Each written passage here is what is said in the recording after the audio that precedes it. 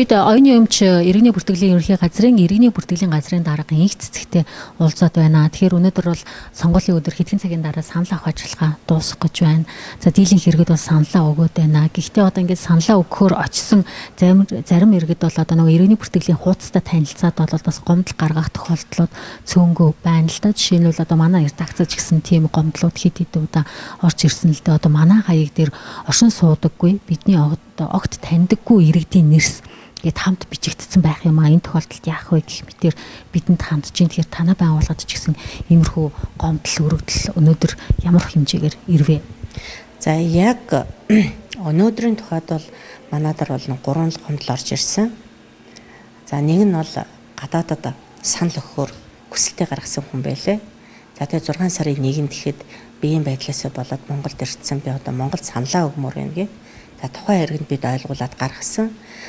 Гадаадад санал өгөх хүсэлт гаргасан 7209 иргэн бол Монголын одоо сонгогчдын нэрийн жагсаалтнаас шууд хасагддаг. За ингээд дахин сэргэхгүйгээр гадаадад санал өгөх учраас гадаад улсаас санал өгөх сонгогчдын нэрийн жагсаалтанд ордог учраас энд одоо дахин сэргээх юм боломжгүй учраас та одоо биднээс санал өгөх юм боломжоор хангаж чадахгүй байна гэдгийг хариулт хэлээ гаргасан. За хоёрдугаарт бол нэг эмэгтэй ирж илээ. За одоо би намайг одоо ингээд энд тодорхойгүй төлөвт оруулсан байна гэдэг асуудал тавьж нэг эмэгтэй ирсэн. За тэр нь яасан гэхээр бол энэ тэр эмэгтэй дээр бол одоо эрүүл мэндийн яамны мэдээллийн сангаас бол тухайн эмэгтэй дээр бол бас эмнэлэгт одоо яасан насарсан гэсэн бүртгэл бүртгэгдсэн байна гэдэг мэдээлэл эрүүл мэндийн яамнаас ирүүлээд бид тэрийг одоо бас хууль хяналтын байгууллагад шилжүүлээд яг тэр манайдар амт төлөвтэй байгаад эрүүл мэндийн яамдаар ийм төлөвтэй байгаа учраас би шалгуулгаар одоо өгсөн байгаа. Хэд хэдэн ийм тохиолдлууд бас байгаа. За дараад нь бол одоо сая нэг танаа манай одоо юун дээр хаrig дээр хэд хэдэн хүн байна гэдэг. За тэгээ бид бас тэрийг шалгаж үзэхэд бол тэр ирэхэд бол дандаа 2010, 11, 12, 13 онд бүртгэлд орсон иргэд байна тийм ээ. Та нарт бас харуулсан ийм иргэд байна. Тэр нь бол шин тутам одоо нэмэгдсэн иргэд биш. 13 оны ерөнхийлөгчийн сонгуульдч тэр хаягнаар байж л байсан. 16 оны их хурлын сонгуул, 16 оны орон нутгийн сонгуульдч тэдгээр иргэд бол тэр хаягнаар бүртгэлтэй байсан. Тэгээд яагаад гинтхэн одоо өнөөдөр ерөнхийлөгчийн сонгуулиар манай хаягнаар ийм иргэд байхгүй гэдэг асуудал ярьж байгаа юм тийм ээ. Тэгэхээр ийм байдаг л да. Нөгөө тухайн хаягнаар өмнө амьдарч исэн хүмүүс одоо шилжин явчихад амьдрахгүй ээжж хаягдаа хасалт хийхгүй тохиолдолд бол бүртгэлийн байгууллага тэдгээр иргэдийг хаяггүй болгох боломж байдаггүй. Өнөөдрийн бидний одоо хэрэгжүүлж байгаа хууль эрх зүйн актанд тухайн иргэн одоо юундаар хаягдаараа амьдрахгүй тохиолдолд тухайн одоо хэн нэгэн хүний хүсэлтээр энэ хүнийг хаяггүй болгох ийм одоо биднэрт бол тийм юу байдаггүй байхгүй юу. Тэгэхээр иргэн яг өөрийн хүсэлт гаргаж ижил иргэний эрхээ одоо эрхээ эдэл нь өөргөө бас хүлээн штэ тийм ээ. Тэгэхээр иргэн нэг одоо засаг захиргааны нэгжээс нөгөө хаяг руу шилжихдээ заавал өөрийнхөө оршин байгаа хороо сумын бүртгэгчдэр очиж хаягдаа хасалт хийлгэнэ. Хасалт хийлгчээд нөгөө оцсон газараа дахиад л одоо хороо юм уу сумын бүртгэгчд очиж би энд шилжиж ирсэн гэдэг бүртгэлээ хийлгэснээрээ иргэний улсын бүртгэлийн мэдээллийн санд тухайн иргэний хүсэлтэд үндэслэн бүртгэл орж ирдэг байхгүй юу. Түүнээс хэн нэгэн иргэн хүн хүсэлт гаргаагүй тохиолдолд иргэний бүртгэл одоо хөтлөгдөхгүй штэ. Жишээ нь хэн нэгэн иргэн би гадаад зорчих эрхийн одоо бүртгэл хийлгээд би гадаад зорчих баримт бичиг авъя гэж ирсэн тохиолдолд тухайн хүнд гадаад зорчих эрхийн баримт бичгийн бүртгэл хийж өгж тэрний эрхээр нь хангана. Бас хэн нэгэн өөр хүн ирээд тэрэнд одоо гадаад тосор даммаар байна гэдээ ирсэн тохиолдолд бол хийгдэхгүй байхгүй юу. Зүгээр 16-аас доош насны хүүхдүүдийн хувьд эцэг эх асраа хамгаалагч харгалзан дэмжигч нь бол одоо өөрийнхөө итгэн юугаар хүүхдэд төлөөлж ирээд гадаад тосор тавуулцаатай 16-аас дээш насны иргэдийн хувьд бол өөрөө ирж баримт бичиг авах ёстой шүү дээ тийм ээ. Тэгэхээр ер нь иргэний бүртгэл гэдэг бол иргэн өөрөө хүсэл тавьж ээж өөрөө тэр эрх үүрэг дуусгуурлах өөрчлөгдөх энэ бүртгэлээ иргэн өөрөө хийлэгдэг. Ийм л өнөөдөр манай хууль одоо тогтоомж биднэрт үйлчилж байгаа. Нэгдүгээрт. За хоёрдугаарт одоо яг санал авахаас одоо энэ сонгуулийн жил бол яг жилийн эхнээс ахгуулаад сонгуулийн бэлтгэл ажил эхэлтгэлдээ бүртгэлийн байгууллагын хувьд бол одоо 2 сарын 1-ээс эхлээл бид сонгуульд бэлдэж эхэлдэг. За ингээд хуулиараа сонгуулийн тухай хуулиараа 3 сарын 1 гэхэд нийт сонгогчдын мэдээллийг өөрийнхөө байгууллагын цахим сайт одоо хуудасанд тавьж өгдөг. Одоо 2 сая гаруй сонгогчийн бүх мэдээллийг өөрийнх нь танилцах боломжоор тавьж өгөхөөр тухайн иргэн өөрийнхөө регистрээр ороод бас гэр бүлийн гишүүд чинь бие биенийхээ регистрийг мэддэг шүү дээ, тийм ээ. Одоо бие биенийхээ регистрээр ороод өөрийнхөө болон гэр бүлийнхээ гишүүдийн мэдээллийг баталгаажуулах ийм бүрэн боломжоор санал авахаас 100 хоногийн өмнө 100 гаруй хоногийн өмнө бол бүртгэлийн байгууллага ийм боломжоор хуулийн дагуу хангаж өгдөг байхгүй юу. За ингээд 2 сая гаруй иргэнээс маань 20 мянга орчим иргэн бол өөрийнхөө мэдээлэлтэй танилцаж баталгаажуулсан байгаа юм. За үүнээс бол нэг 3 иргэн бол миний одоо мэдээлэл буруу байна гэсэн. Бусад иргэд бол миний мэдээлэл зөв байна гэж баталгаажуулсан. Хэрвээ өнөөдрийн одоо энэ гомдол гаргаад байгаа иргэд маань энэ одоо бухимдаад байгаад тэр санал ах байран дээр очиод одоо буцаж байгаа гэсэн энэ иргэд маань тухайн үед одоо өөрийнхөө мэдээлэлтэй танилцж байсан бол энэ хугацаанд бүртгэлийн байгууллага сонгогчийн нэрийн жагсаалтыг үйлдэх, танилцуулах, хөрвүүлэх, зөрчлийг арилгах энэ ажлыг бол эрхлэн үйлдэж яадаг учраас тухайн иргэний хүсэлтээр иргэний улсын бүртгэлийн мэдээллийн санд одоо нэгтлэн шалгаад одоо зөрүүтэй бол зөрүүгийг арилгаж өгөх, зөрүүгүй бол тухайн иргэнд бол таны бодит одоо мэдээлэл ийм байна гэдэг хариу өгөх ийм боломж нь бол 100 гаруй хоногийн өмнөөс эхэлж бүрддэг юм аа. За энийг бол одоо манай иргэд бол бас нэг төдийлөн сайн бас ашиглаж чадсангүй тий. За мөн одоо 6 сарын 1-ний өдөр буюу санал авахаас 25-аас доошгүй хоногийн өмнө бол одоо тухайн иргэнээс одоо байнга оршин суугаа газарт байгуулагдсан сонгуулийн хэсэг дээр цаасан хэлбэрээр сонгогчийн нэрийн жагсаалтыг хөрвүүлдэг. За энэ нөхцөлд бол тухайн иргэн өөрийнхөө мэдээлэлтэй танилцаад санал авахаас 14 хоногийн өмнө гомдол гарах хэрэгтэй. Тухайн одоо гомдлыг хүлээж аваад холбогдох бүртгэлийн байгууллага мэдээллийн санд шалгаад 3 хоногийн дотор тухайн иргэнд хариу илгээх ёстой. Хэрвээ зөрчилтэй бол зөрчлийн арилгах, зөрчилгүй байвал таны мэдээлэл ийм байна гэж ингэж одоо тэр хүнд ийм хариу өгөх. Ийм л одоо хуулийн залттай л да. Тэгээд иргэд бол энэ одоо хуулийн хугацаанд өөрийнхөө энэ боломжийг ашиглахгүй тийм ээ. Яг л 6 сарын 26-ны өдөр л ганц өдөр л санал одоо яг л сонгуул өхөл одоо гинт мэдээл ийм одоо байдалд ордог нь бол ер нь жилийн жилдэл нэг юм гардаг юм л да. Ер нь сонгуул болгоны үед л нэг жил хандаад байгаа юм да. Тэгэхээр бүртгэл цэг говцэг имэнээр бол иргэд одоо ингээд нэвтрээд өөрсдийнхөө мэдээллийг шалгана уу гэдэг зарыг бол одоо сэтгүүлчд гэх мэт бид одоо мэдээлэлд ойрхон байдаг бид нар бол ашигласан ороод шалгасан. Гэхдээ одоо манай Монгол улсын нийтдээ хичнээн иргэн нь захим орчинд одоо байнга байгаа үлээ тий хөдөө орон нутгийн эсвэл өндөр наснууд бол интернетийн хэрэглээг мэдэхгүй шүү дээ. Тэгэхээр тэр иргэдэд ямар боломж олгосон юм бэ? Хувийн мэдээлэлтэйгээ танилцсан. Санал авахаас 25-аас доош хоногийн өмнө харин цаасан хэлбэрээр мэдээлэл хүргэнэ. За мөн одоо тэр хүмүүс чинь юу яаж болно штэ. Жишээлбэл манай бүртгэлийн байгууллагууд бүгд одоо интернеттэй орчинд компьютер тавиад үйлчилгээ авах гэж байгаа бүх иргэдтэй та мэдээлэлээ танилцсан уу гэдэг ийм юу явуулаад сурталчилгаа явуулаад мэдээллийг одоо шалгаж өгөх энэ ажлыг хийж байсан. За мөн одоо хэвлэл мэдээллийн хэрэгслэр төрийн байгууллагуудыг бид бас одоо аж ахуйн нэгжүүдийг бид уриалж ирсэн. Та нар өөрийнхөө ажилчдын тийм ээ ар гэрийнх нь одоо мэдээллийг шалгаач, шалгуулаач гэдэг юмыг бол өдөр тутмын одоо хэвлэл мэдээллийн хэрэгслэр бид байнгын одоо нэг сурталчилж хэлж одоо танилцуулж ирсэн. Энийг бол та бүгд бас мэдж байгаа тийм ээ. Данагны хэвлэл мэдээллийн хэрэгслэр ч гэсэн бид нар байнга л явуулж ирсэн. Бүртгэл цэг юм руу ороод өөрийнхөө мэдээллийг шалгаач гэл. За тэр өндөр насны ч гэсэн өөр хүүхэдтэй, ах トゥ утай, матан садантай тэр хүний мэдээллийг бас хүн шалгаж болно шүү дээ. Тийм ээ.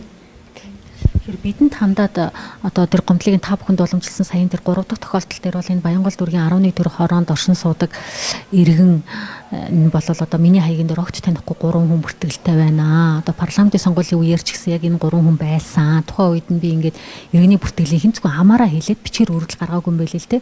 Амаараа хэлээд хасаач гэдэг шаардлага тавьсан боловч одоо хасаагүй байна. Би сая сонгуулаа өгөх гээд очихдоо харлаа гэдэг ийм үндэслэлийн давуу гомдол гаргасан шүү дээ.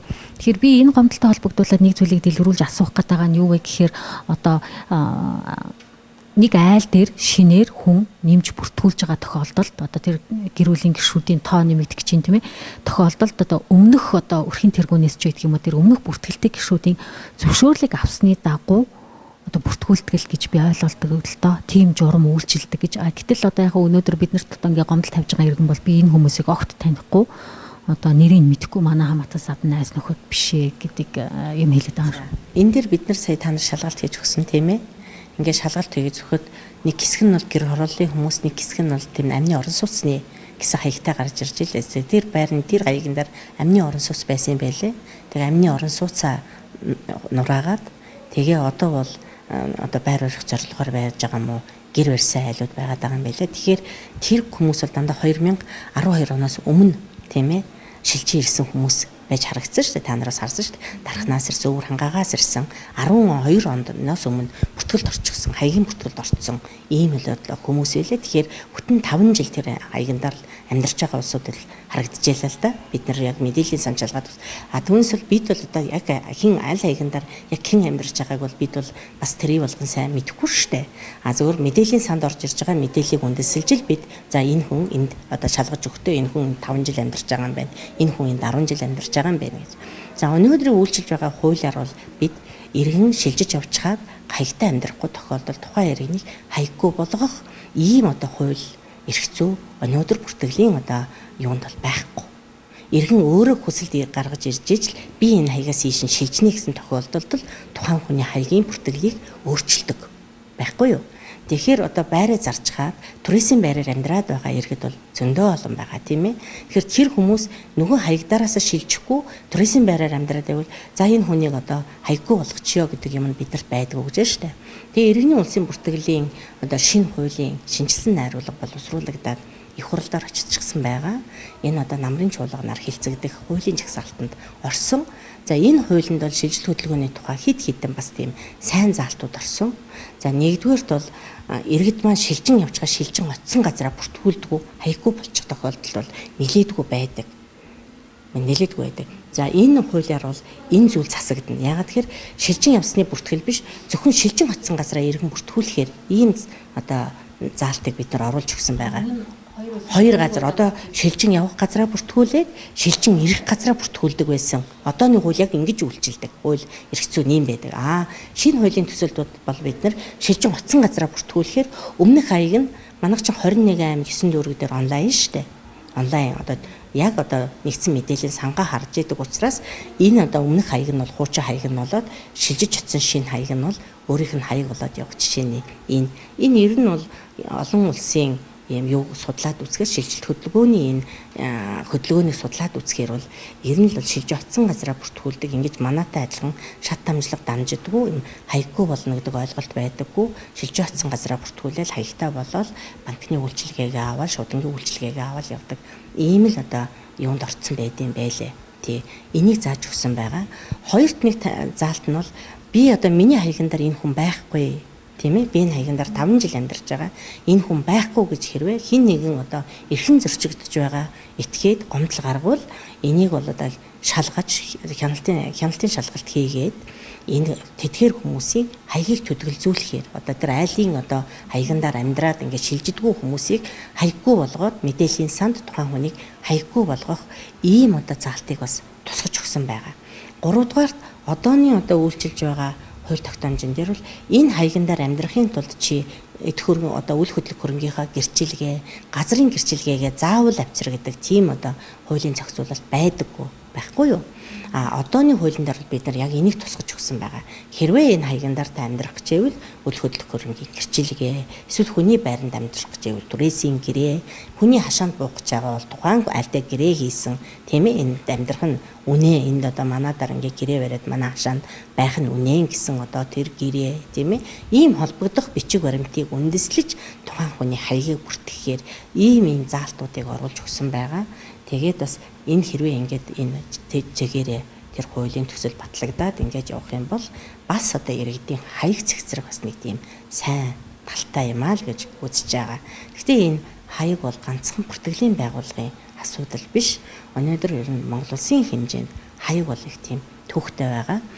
Төрийн байгууллагууд болгон одоо тухайн иргэний хаягийг өөрөөр бичээд авсан байх жишээний одоо сум дүүргийн иргэдийн хурал хаяг өгтөө тийм одоо нэг ойлгомжгүй хаяг өгч жишээнхэд одоо тэр Чингэлтэй дүүргийн 7 дугаар хоргонд хувьсгалчдын 27 гэдэг тоотод их олон хүн амьдарч байна гэдэг мэдээлэл аз хэл мэдээллийн хэрэгслээр яваад байсан. За энийг шалгаад өгцөхөд бол тэр хувьсгалчдын гэдэг 3 янзын гудамж байд юм байлээ. Хувьсгалчдын А одоо 11 дугаар гудамж, хувьсгалчдын В 2 дугаар гудамж, хувьсгалчдын Г 13 дугаар гудамж гэдэг. Тэр гудамж болгон 27 тооттой.